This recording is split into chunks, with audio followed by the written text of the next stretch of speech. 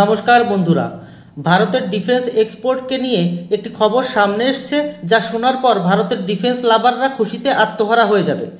কয়েকদিন আগে ব্রাজিলের তরফ থেকে বলা হয়েছে তারা ভারতের সাথে একটি ডিফেন্স ডিল করার অ্যাডভান্স স্টেজে পৌঁছে গেছে। আর সত্যি বলতে এই ডিলটি এত বড়, এত বিশাল হতে চলেছে যে এই ডিল কমপ্লিট হলে ভারতের ডিফেন্স ইন্ডাস্ট্রির ভবিষ্যৎই বদলে যাবে। কী সেই ডিল এবং কিভাবে এটি আমাদের ডিফেন্স ইন্ডাস্ট্রির ভবিষ্যতের ওপর বরদান হয়ে আসতে চলেছে, সেই সব বিষয় নিয়ে আলোচনা করা হবে আজকের এই ভিডিওতে। ভিডিও শুরু করার আগে একটাই অনুরোধ, চ্যানেলটি সাবস্ক্রাইব করে বেল আইকনটি প্রেস করবেন। আপনাদের একটু সাপোর্টই চ্যানেলটিকে গ্রো করতে বিশাল অবদান রাখবে। তো চলুন শুরু করি। আপনারা সবাই জানেন যে বিগত কয়েক বছর ধরে ধীরে ধীরে ভারতের স্বদেশি অস্ত্র বৈশ্বিক পরিচিতি পাওয়া শুরু করেছে। প্রথম দিকে ডিফেন্স এক্সপোর্টের ক্ষেত্রে আমরা শুধু বুলেট প্রুফ জ্যাকেট, আর্মি বুট, গোলা বারুদ, ছোট ছোট কম্পোনেন্ট বিক্রি করতাম। এরপর আমরা রাডার, তোপ, মিসাইল, এয়ার ডিফেন্স সিস্টেম ইত্যাদি বিক্রি করা শুরু করি। যেসব দেশ ভারতের অস্ত্র কিনছে এদের কাছে দুটি বিষয় খুবই গুরুত্বপূর্ণ।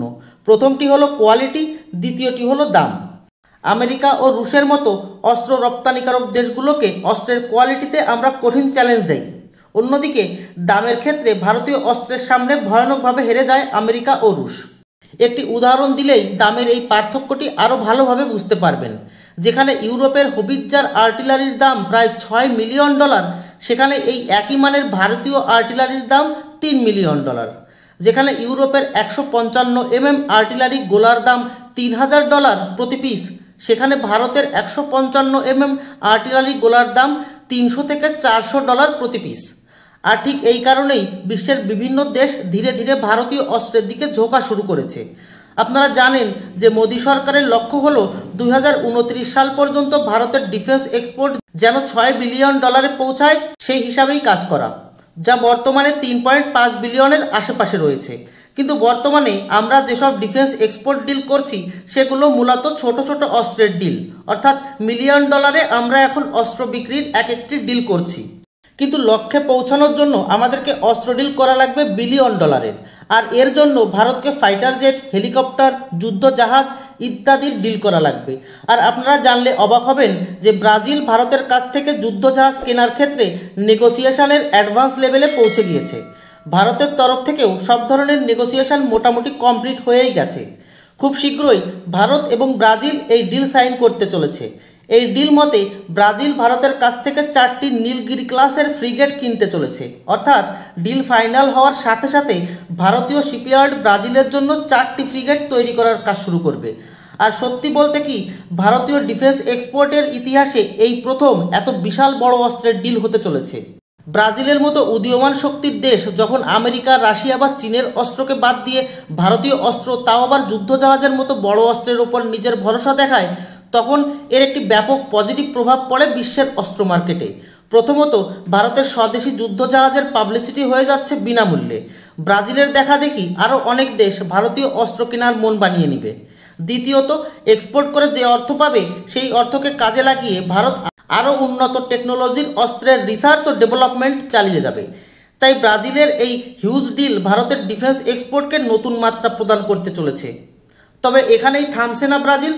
রিপোর্ট তো এটাও বলছে ব্রাজিলের নজর শুধু ভারতের নীলগিরি ক্লাসের যুদ্ধজাহাজের ওপরেই নেই, সাথে সাথে ভারতের তেজস ফাইটার জেট ও ব্রহ্মস মিসাইলের ওপরেও রয়েছে। আর এদিকে ভারত সরকার দুর্বল অর্থনীতির দেশগুলোকে আকর্ষিত করার জন্য একটি মাস্টার স্ট্রোক চেলে দিয়েছে। ভারত এখন বাইরের দেশগুলোকে সস্তা এবং লম্বা সময়সীমার লোন অফার করছে, যাতে ওই দেশগুলো ভারতীয় অস্ত্র কিনতে পারে। আর এই মিশনকে চালানোর জন্য এক্সিম ব্যাংককে বেছে নেওয়া হয়েছে। শুধু ব্রাজিলের কথা যদি বলি, তাহলে ব্রাজিলে এক্সিম ব্যাংকের একটি শাখা অলরেডি খুলে গেছে।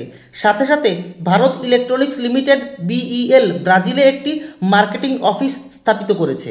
আর এই সব পদক্ষেপ তখনই নেওয়া হয় যখন দুই দেশের মধ্যে আলোচনা অ্যাডভান্স লেভেলে পৌঁছে যায়। মিডিয়ায় এইসব বিষয় নিয়ে খুব বেশি ইনফরমেশন না আসলেও ভারত এবং ব্রাজিলের মধ্যে তলে তলে যে দীর্ঘমেয়াদী পরিকল্পনা নিয়ে কাজ চলছে, তা এইসব ঘটনা দেখলেই বোঝা যায়। আর তাই তো আগামী 2-1 বছরের মধ্যেই ভারত এবং ব্রাজিলের মধ্যে যুদ্ধজাহাজ ডিল তো থাকলোই, পাশাপাশি যদি ফাইটার জেট, মিসাইল বা আর্টিলারি নিয়ে ডিল হয়ে যায়, তাতে অবাক হওয়ার কিছুই থাকবে না।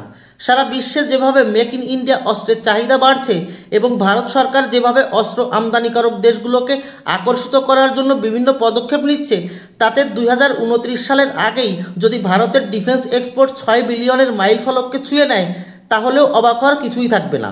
যাই হোক, ভারতের ডিফেন্স ইন্ডাস্ট্রির এই সফলতার জন্য মোদী সরকারকে কিভাবে মূল্যায়ন করবেন? 10 পয়েন্টের মধ্যে আপনাদের মতে কত পয়েন্ট পেতে পারে এই সরকার? কমেন্ট করে জানাবেন। ধন্যবাদ। জয় হিন্দ।